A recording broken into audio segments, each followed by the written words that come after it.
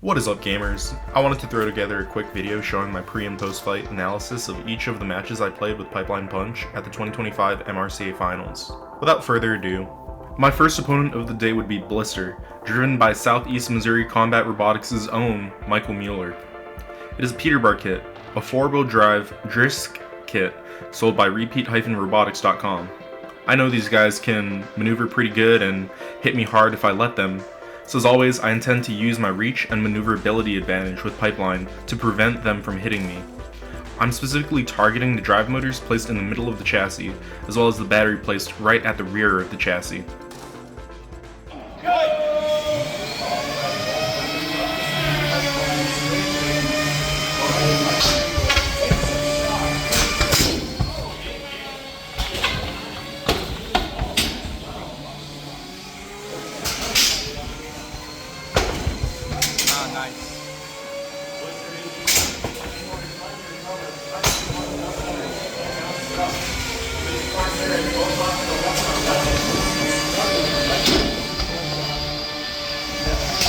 Minute 30 remains.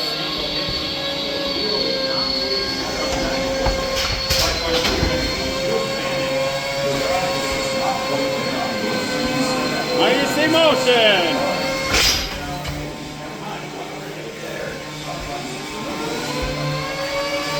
IEC motion.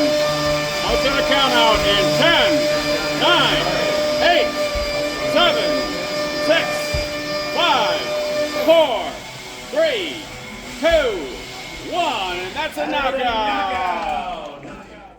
The Blister fight went about as I expected. My long forks placed wide on my robot allowed me to keep his weapon off me while I gained momentum and delivered harsh blows when we hit the side of the arena. My next fight of the Swiss rounds was probably the one robot in attendance that worried me the most out of anyone. It's Voxel V1, driven by Mike Shore of Team Defective. It is incredibly durable, and the fast spinning drum makes it challenging to run my favorite long forks against it without having them ripped off my bot. Additionally, I'd previously fought and lost against Voxel earlier in the year, leaving me really hungry for a rematch.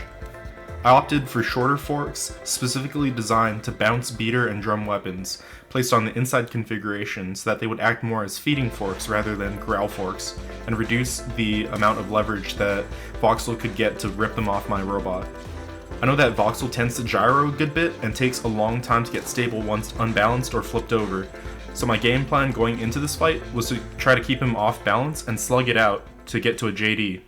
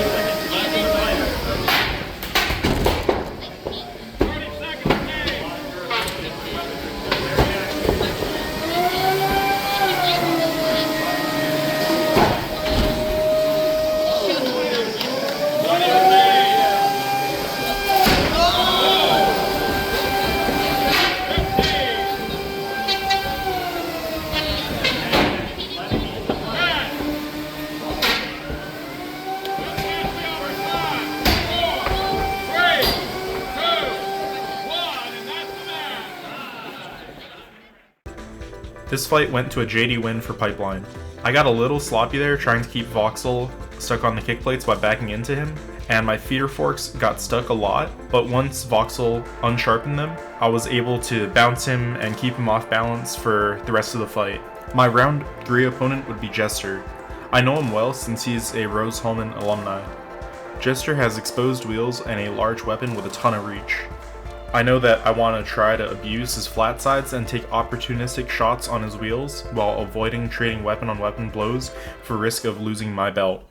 Go!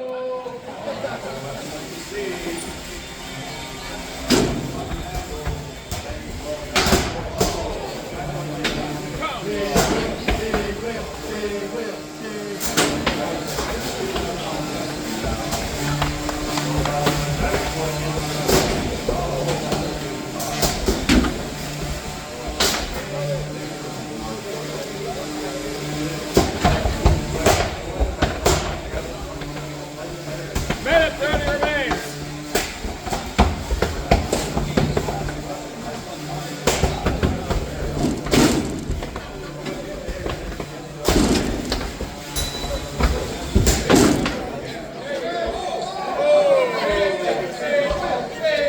Easy motion.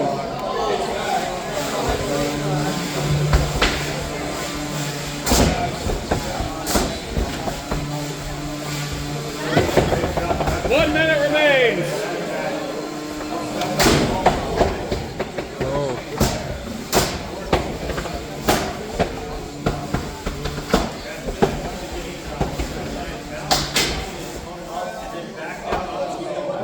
$45 remain. Easy motion. I'm gonna start Easy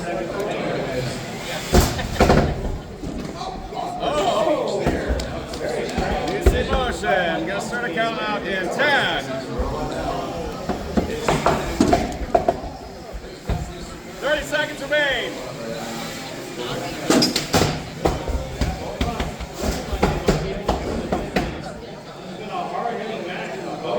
He's gonna drive. Jester, do you have motion?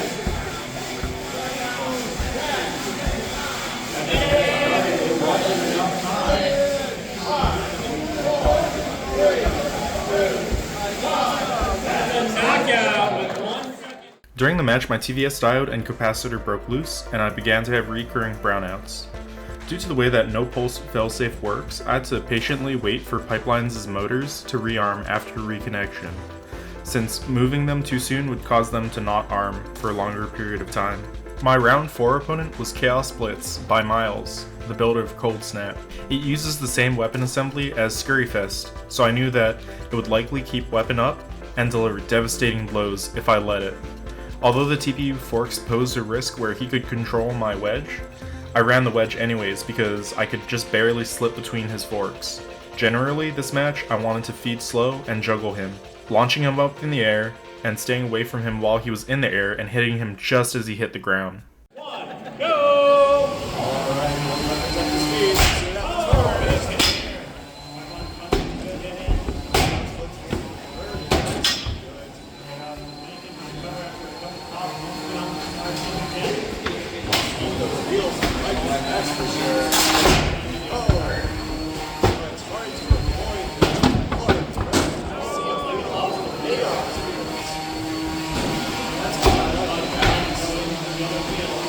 Minute 30 remains.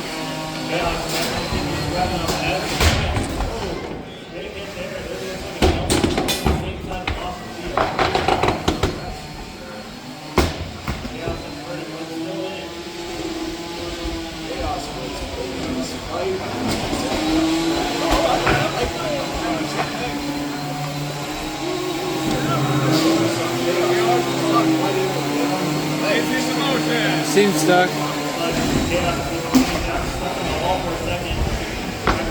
1 minute remains.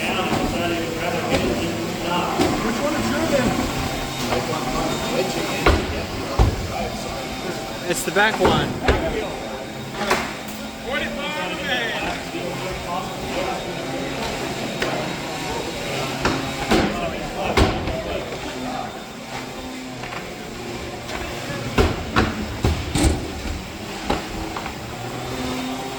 Seconds remain.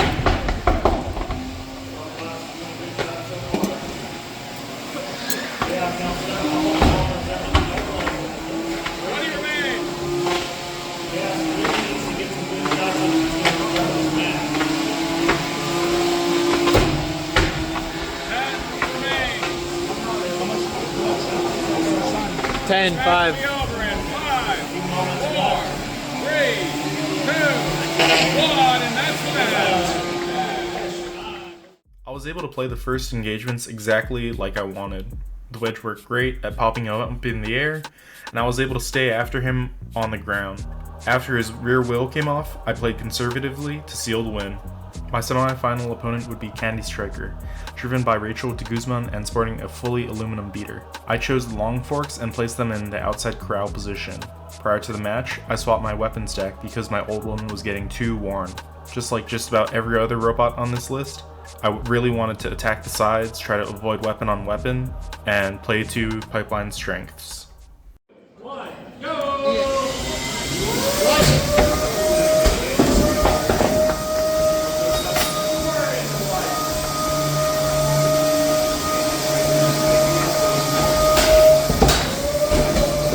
Upside down.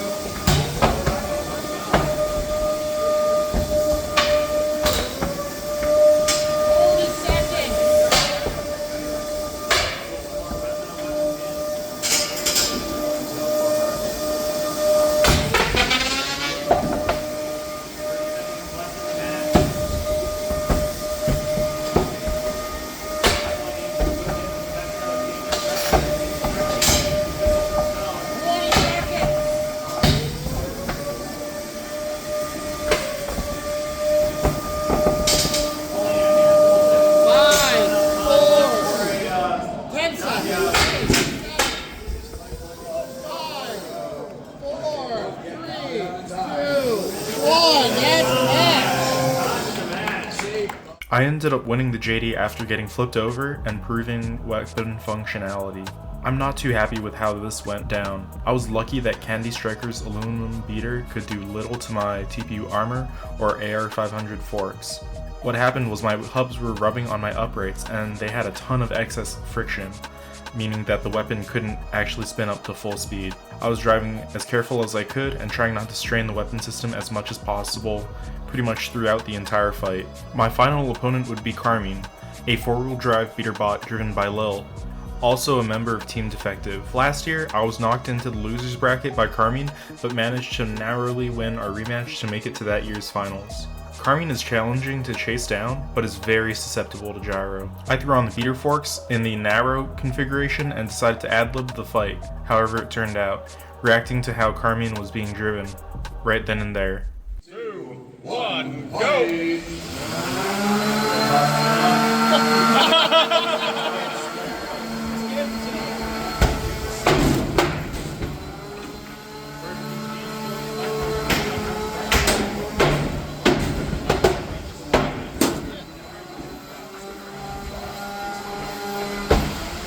Minute 40.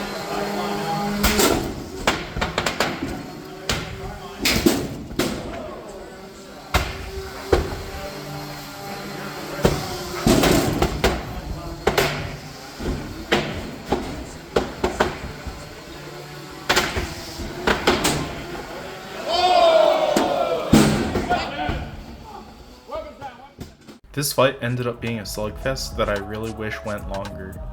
I got punished for getting too fancy near the middle of the fight, but generally the beater forks worked great at deflecting Carmine into my weapon and launching her up in the air. I wish the fight had gone on longer if not for that lucky battery snipe. Winning the 2025 MRCA Finals was a great way to cap off my second year of combat robotics. Overall, I felt like I didn't fall into the trap of a favorite and get cocky or complacent, but instead I utilized my bot's unique strengths to earn every win. I look forward to ending 2025 at the TRC Texas Cup event in December and returning to NHRL to contend for Golden Dumpster sometime in 2026.